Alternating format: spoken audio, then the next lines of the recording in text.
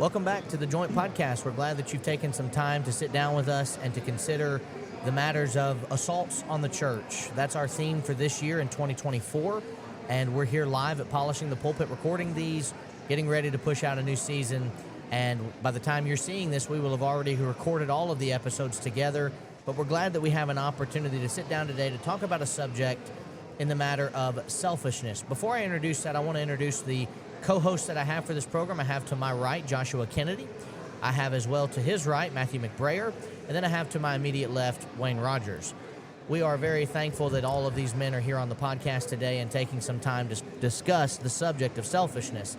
I think when we talk about selfishness, the main point that we're all trying to get at is, when is the line drawn for taking care of myself over anyone else, and when am I becoming sinful in the way that I am selfish? And so as we introduce the subject, we want to talk about selfishness primarily from a negative standpoint for the majority of this episode, because that's the majority of what the Bible talks about it as. So, how does selfishness destroy the local church? I would begin with the idea that the whole idea is about self-promotion. And so if it's always about self, then you're not thinking about others. You're not putting others first. You're not putting God first. You're not putting the Lord's church first. And so you're only promoting yourself. And in so doing, all of the other things get set aside. And so, your only concern is, okay, either how do I look in this work, or how am I, getting promoted in this? Is my fame going up because of this, or whatever it is? Then it's a matter of only thinking about, where is God in the picture? Where's even my family in the picture? Where is even, the rest of the membership? And so when it comes to local church work, not just from a preacher's perspective, but it could be, for every member.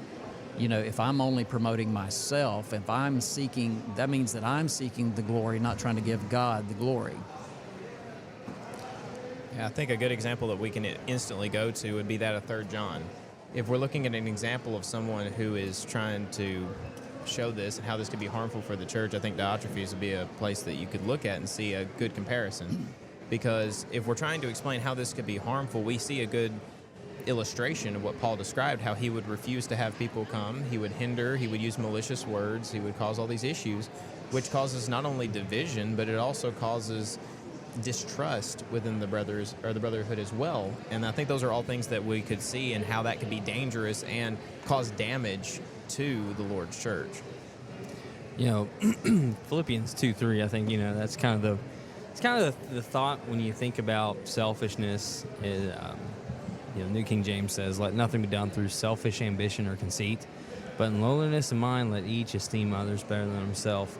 We're supposed to be looking at other people and thinking, well, those are, those guys are better than me. Thinking of them like in that kind of regard, and this lowliness of mind, just this humility, and thinking of other people, putting them, higher above you as far as that's concerned. But I think that's the premise for a lot of the problems when it comes to the local church, is that, people aren't doing that. And so, they like doing things their way. There's sometimes in congregations a my way or the highway type of mentality.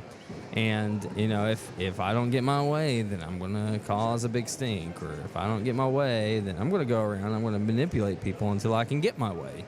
And that's just not the way that things need to go. But, we could probably sit here and talk about specific things for hours, why selfishness is a hindrance to the local work. But it all boils down to the fact that, people are thinking of themselves, thinking about what they want more than what other people want. There may be times where we need to give our opinions on something for the work's sake. And, I'll just give a real quick example. We have a real new work going on, and the question has come up. We've got these different groups of people, and we're like, oh, let's have a class for these people. Let's have a class for these people, and maybe like a new converts class for a young marrieds class, or maybe a young adult class. And then you start thinking about there's some complications, and we're not like a huge congregation. we need Bible class teachers and stuff like that. Well, you know, if we are selfish, then we go, well, this is what I want. I want this, or this is what I want. And then we start arguing about that, and the local work suffers from just those kind of things. And to kind of tack on to what you said there as well, when you compare this idea of what you were saying with they start to think about only what they want and only how they feel about things, well, who are we leaving out of the equation? I mean, if it all becomes about me, then I become my own God, and how I feel about things is going to become greater than God's word. And so like you were talking about, if I don't get my way, what am I going to do? I'm going to pitch a fit, I'm going to fight, I'm going to cause all kinds of rumors to be spread, I'm going to cause distrust among each other until I get my way.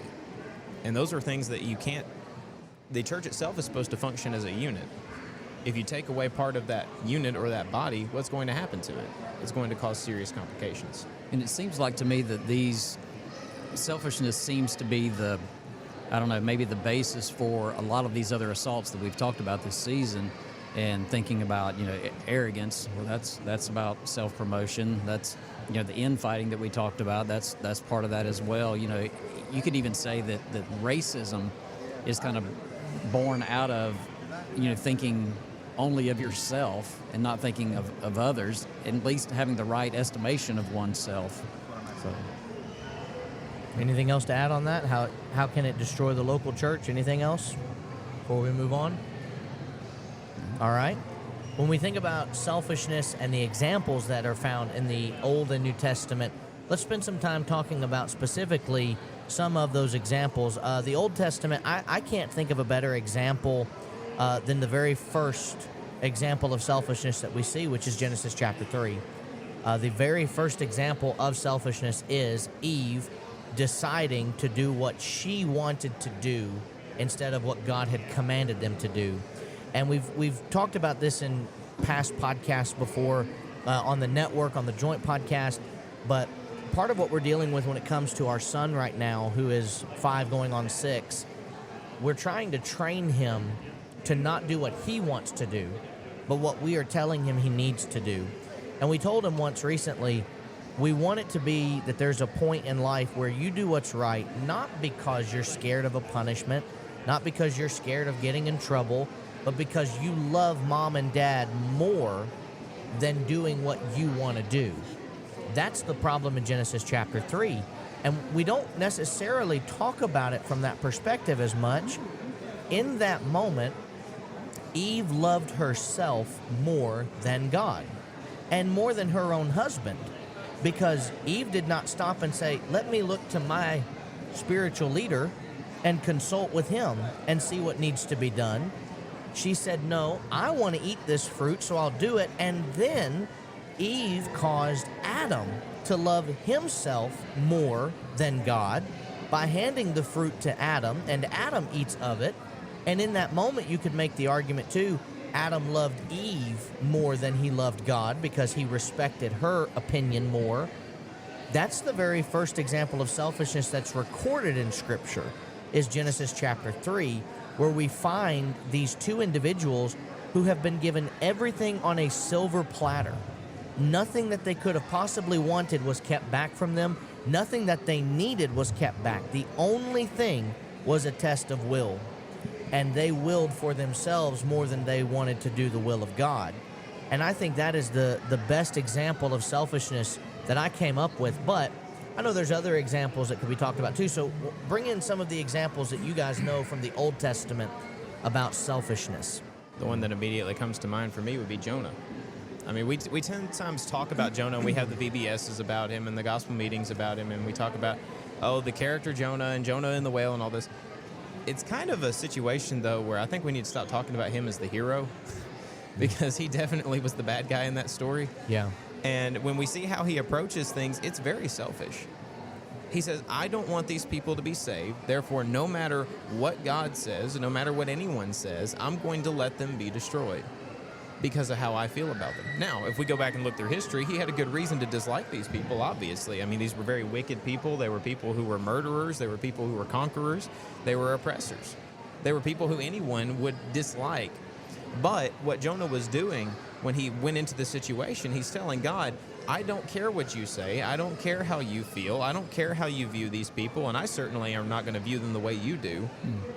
And so he wants them to be destroyed, so much so that when we get to the end of the book, how is he responding to them? When God actually does save the city, when God does preserve these people, instead of rejoicing and saying, hey, these people finally made things right and they came back to God, instead he says, oh, I wish you just destroyed them. Can you take my life instead? Because I would rather not live on the same earth as these people. Yeah. You could go through the entire Bible, obviously, and do this and we're going to go to the New Testament as well. But and I think in the Old Testament, just a couple of things that pop out just right from the beginning. I think about Cain and Abel. That is when a person takes another person's life. I mean, this is murder. This is not accidental. This is, I am angry with you. That is pure selfishness. Yeah, I want you to die. Yeah. And so, man, there's a lot that could be said. I think also about Saul when it comes to David. He's trying to track this man down and kill him. And David hasn't done anything to him. He's been a good servant to him. He just gets jealous, and then he's just thinking about himself. He's thinking about his kingship. He's thinking, oh, the people like David more than me. And so he sets out to try to kill him. You could go on and on and on. There's a debate here, I guess, as far as, Abram, whenever he lies about his wife and says, oh, she's my sister, You think about that, that might be selfish. That might, because of preservation, and then you could also make a thought here as far as maybe he's trying to preserve himself to keep the promise going, but then that's a lack of faith. Either way, it's wrong. But it might have been like a selfish thing. But you could just go on and on and on and on. People taking wives that they're not supposed to from different nations. There's all kinds of things. And as far as lies go, Abram's lie had to be one of the dumbest, because he was afraid that if he said, well, this is my wife, that the Pharaoh, that the individual, he would say, well, I want her. So his thought process is, I'll say she's my sister, who's not spoken for, essentially, and that will protect her and keep it. That's always puzzled me, as how he thought that was better than just admitting that she was spoken for. Wayne?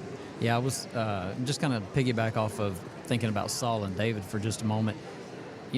Here it was, the people are shouting out, Saul's killed his thousands, David's killed his 10,000s. He's seen as a man of war, from the get-go. He's taken out Goliath. There's numerous things that cause the people to kind of shout out for David. And like you say, Matthew, you've got Saul who can't take that.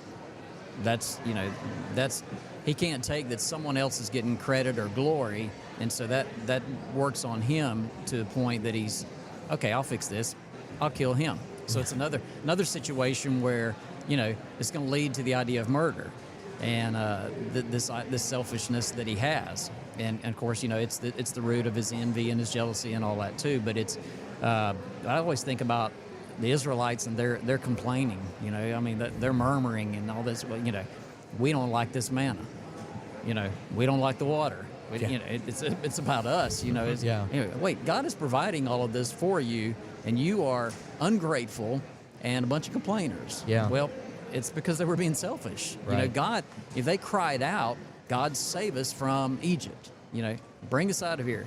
Okay, brings them out. Well, you brought us out here to kill us, Oh, no, I'm going to feed you. Well, we don't like this. Well, I'm going to give you water. We don't like that either. Well, we should just go back. This whole idea was bred about them focusing so much on themselves, and they couldn't see the big picture and the fact and give God even thanks for what he's done for them, because it was all about them. And that's where this leads. It's this self-promotion, this is not even self-preservation at all. This is just about thinking about only themselves. So, Well, and that's the thing. We talked about it with Adam and Eve. Selfishness in the case of the Israelites, in the case of Saul, not even just what Saul did with David, but when Saul offered the sacrifice in chapter 13, which was not his right to offer, he said, well, I have to make supplication before, to the Lord before I go to war. Selfishness always elevates me to God's level, which I'm not allowed to be elevated toward. I'm not the same as God. There's nothing about me other than being made in his image that is the same as God. And that's the same thing. The idea about being made in his image is I'm a copy of something that I can never hope to be the original. I'm something that God formed me after what he looked like in his likeness, but I'm not him. I don't have any right to pretend to be him or to take the authority that God has and say, now I can do what I want to do. Which brings us to the New Testament, because as the local church was first started, selfishness had to be a struggle for New Testament Christians, as it is going to be talked about now. But the first example that I come to is Acts chapter 8 with Simon the sorcerer. Simon he's baptized, he is a new believing Christian, and he's amazed seeing the miracles and signs which were done. And he goes over to them and basically says to the apostles here, hey, give me this power, verse 19, that anyone on whom I lay hands may receive the Holy Spirit. And he tries to buy the gift. Now, there's some debate on his actual motives behind this. Some consider that he was trying to buy miraculous power to do the work of the Lord, thought he was doing a noble thing. Some also have said, well, he's a sorcerer, he's trying to buy this miraculous power, and he's really going to end up using it to his own benefit. And some have talked about, it's kind of a wash. It might be a little bit of both. I don't really know the exact motive, but I know that what Peter says here is that it didn't come across in a way that was becoming of a Christian. He says, your money perish with you. You're in sin for thinking this way. You can't buy this gift. You can't take it and have it for yourself. It's not something that can be purchased. And in that moment, Simon thought more of himself and basically said, hey, I want this power, so here's the what will it cost? It kind of reminds me of that scene in Batman. I think it's Batman Begins, where Batman shows up, it's Bruce Wayne. He shows up to the hotel, and they're like, oh, there's no swimming in the pond area here. And he just walks up and writes a check and buys the hotel. That's the idea that I get with Simon the Sorcerer, is like, I want this power, so what will it take? Give me the amount, and I'm going to do it. That's not what we're supposed to do. And Simon is told, hey, it's not about you. It's about God. If you want this power, you can't purchase it. There's a proper method that it's going to be done and take place. Focus on that. But Simon was more focused on himself in that moment. So outside of Simon the Sorcerer, of course, we could think of Judas as in another example that I'd like to quickly bring up, who thought more of himself because he wanted money. He was a thief, John 13 tells us, and he was constantly trying to steal from the treasury. And then he goes and he sells Jesus for 30 pieces of silver. In both of those cases, in the case of Simon the Sorcerer, he needed to repent and pray to have his soul restored. And in the case of Judas, he ended up losing his life by committing suicide because of how distraught he was at what he had done. So those two examples tell me selfishness never ends well. It never goes the way that I think it will. But what other examples of selfishness in the New Testament come to mind? I think about the Jews themselves, just leading up to obviously to killing the Christ. The fact that, Jesus comes on the scene and begins his public ministry, and they all know the prophecies. They all know, what all of this is supposed to amount to. The Messiah is coming, the Messiah, and so forth. And when Christ comes on the scene, it is not as all what they expect.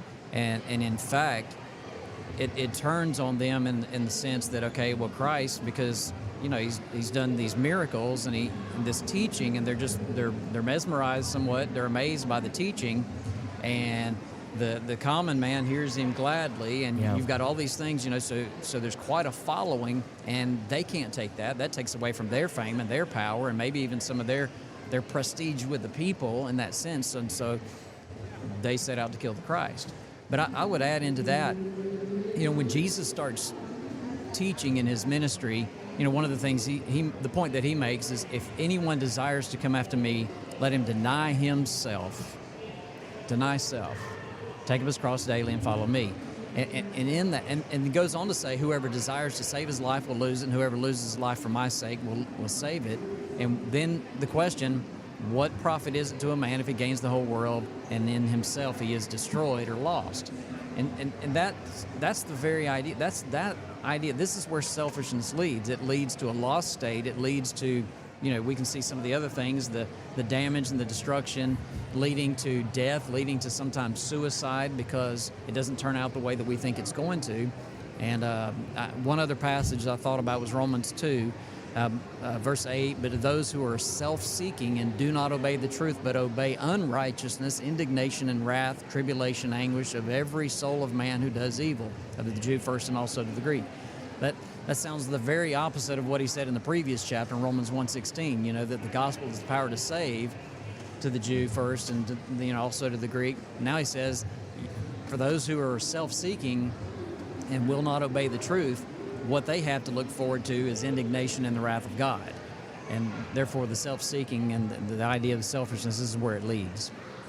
I'm reminded of Galatians chapter 2, where Peter is sitting with the Gentile Christians, and then when the Jewish Christians come in, he stands up and goes and sits with them. Now, we might think of that and say, oh, well, that was his prejudice or that was something like that. I mean, in a level, it's also selfishness, though, because he's saying, I don't want to look bad by being with you. Mm-hmm. I care more about how people view me than you. I mean, that would be an equivalent of if I was standing here or standing in a room or something, and then Matt shows up and I say, I don't want to be associated with you at all. Right. And so it's a bad attitude that so many people have, which is this mindset of my own perception or the way that people perceive me is so important, because if you have any value at all, then I'm going to be around you and I'm going to try to boost my image and not God's. Jesus spent his time around those people that would have hurt his reputation because he was trying to help bring them to the light of Christ. Right. So if we're going to be Christians, if we're going to show off that Christ likeness, then the people we go to cannot be dictated by how people in society are going to view us. I think of several people, again, in the New Testament. You could go, it's just replete with examples. We were in the book of Acts a minute ago in Acts chapter 8. I think in Acts chapter 5, there's another really good example. So the context of Acts chapter 5 is people are starting to sell their properties and give the proceeds to the church. And so what ends up happening is Ananias and Sapphira, they see what's going on. And so they conspire together and they say, hey, you know what? Let's sell this property. They do.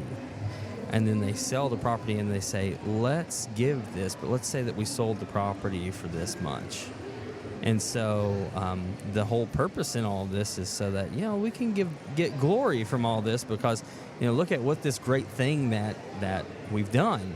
And so they do it, and then they say, well, did you sell it for this much money? And well, that's exactly what we did. Oh, well, and then they die, Mm-hmm. And then, spouse walks in, and says, hey, did you sell this land for this much money? Yeah, that's exactly what we did. I'm like, okay, well, guess what? The feet of the men that buried your spouse, well, they're dirty. They've already done this. Going to do this same thing to you, and so then they die. So all this happens, and it's all because of selfishness. They just want some glory, and they do it. They don't think of anything else but themselves. Another one that I was thinking of when looking at these questions initially was the thought of Alexander the coppersmith. He did a lot of harm to the church, did a lot of harm to Paul, and refused him. And so, why would you do that? And I think about this with Paul. I mean, of all people, I don't know, how. Like, I can't put myself in his shoes and try to understand how he's feeling, because I did not live in the first century at the time and understand all these little nuances. But from my perspective today, I'm going, how can you do that to Paul? Paul wrote a majority of the New Testament here of things that we really hone in on and learn from. And man, how could you do that to him? But yeah, that's what he did. He didn't care. didn't care what Paul was doing. He's just being selfish. And again, you could go through and just name all of these different examples of people. If you kept this thought in mind and started from Genesis and just read through Revelation, you're going to find example after example after example of people just being selfish. And let me add this to this whole thought process is that when you think about selfishness, all selfishness leads to sin. Every sin is a result of selfishness. And so when you're thinking about that, when you're thinking selfishly, then yeah, it's when you sin, it's a result of selfishness. When I'm pulling up right here, as we're getting close with the last 5 minutes, I'm just letting you know, Josh, go ahead and tell us what you want to say. And I'm going to throw it to, is there ever a time that we can be selfish? I want y'all to be thinking about that, because by the time Josh is done and I introduce that, we're going to have a quick wrap up. But Josh, you go ahead. But the last question we want to talk about is there ever a time where we can be selfish and focused on just us? Well, I mean, the thing that kind of is the summation of all of this, really, we can go back to Exodus 20. I mean, if you go back to Exodus 20, what are we reading about? We're reading about the 10 Commandments. We're talking about how God set this up. And what is the very first commandment he gives? Thou shalt have no other gods before me. Now, that just means wood and stone idols, right? I mean, that's the only thing he's talking about. Well, no. He's talking about any other god. Anything that you put in your life that has so much power that it dictates your actions aside from him. That's what he starts off with saying, and that's really the whole idea of selfishness right here, is you're putting your own self in the place of God. So that kind of summarizes the entire discussion we're having here of what we're trying to avoid and what we're trying to follow after is Christ. Yeah, absolutely. In 1 Kings 19, the only example that really comes to my mind as far as completely focusing on myself and not doing anything else until I am taken care of, which is really the idea of being selfish. You're only focused on yourself. There's only one time that I could think of where God actually told one of his prophets, stop. Stop doing what you're doing. You need to stop and rest because the journey's too much for you. Elijah flees from Jezebel in this chapter, and he's running, and he basically says, much like Jonah did, but for a completely different reason, he says, Lord, just take away my life, verse 5 or verse 4, because I'm no better than my fathers. I'd rather die than Jezebel kill me. And he goes to sleep under a broom tree, and this angel wakes him up and says, hey, get up and eat. And he looked, and there was this cake baked on hot stones and a jar of water. He ate and drank, and then he went back to sleep, and the angel came back a second time and woke him up and said, hey, get up, eat. Journey's too great for you. And he arose and ate and drank, and he went in the strength of that food 40 days and 40 nights to Horeb, the Mount of God. And yet, he still struggled after that. But in that moment, God says, you need to stop what you're doing, and you need to focus on yourself for just a little bit. You need to eat, you need to sleep, you need to drink water, you need to rest up. And I think sometimes as gospel preachers, we're guilty of this, where we run so fast and so hard that when the first problem comes, we don't think we can handle it, and so we get overwhelmed. I think the lesson from 1 Kings 19 is twofold. Number one, trust in God more than myself. Had Elijah done that, he wouldn't have asked God to take his life. But number two, I need moments where I do focus on myself. I need moments where I say, no, I am not going to go and do that. I'm going to stay home tonight and focus on spending some time with my family. Or, if for example, if I've been on the road for, 7 straight days and I come home, it may be necessary for me to say, I'm going to take a day where I close my office door and I don't do anything but what I need to focus on for that day. Talk about some of the implications of that very briefly. We'll start with Wayne and we'll end here with Matt. Wayne? I think early on in my ministry, that was one of the biggest problems that I had, was feeling okay about taking a day off. And, a day for me, a day for family, a day that we just kind of set aside the work that we were doing, and we went and had fun. Yeah. But it often I felt guilty about having fun, and that was a hard thing, early on. But I think and maybe not to take this so far as to promote, as far as some people do with the idea of self-care, but I think there are legitimate times to care for yourself. There are legitimate times that you need to treat yourself. You've worked hard, you've done what you're supposed to be doing, so assuming we're not talking about somebody that's lazy and slothful, Right. not doing their work, then I think there's legitimate reason to reward yourself and take a little time off, have a vacation, a staycation, whatever you want to call it, a little trip. For me, sometimes just getting off into the woods, and just kind of having even a couple of hours of solitude and peace and quiet, and some things like that, or a camping trip. Those are things that I enjoy, but that's where I get to kind of unwind and take all those other hats off for a moment and just relax, maybe fish or something like that. There's a number of things that you could do, but it's we wear all these hats during the week, and sometimes without rest, without taking any time off. But I think about, we're here polishing the pulpit, and the whole idea is renew, recharge, refresh. That's what we have to have. Jesus himself went up into the mountain, got away from the crowds, and had a moment of peace. Yeah. And so whatever that was for him, the prayer time and the solitude and just having a moment, I think about, we all have different personality traits and things like that. And, most people may not realize I'm pretty introverted actually, And so for a preacher to be an introvert, you're kind of on all day on Sunday. When I get home Sunday night, I am exhausted. Yeah. I I always tell people, don't ask me any real questions, that I've got to make serious decisions about on Sunday nights, because I'm out.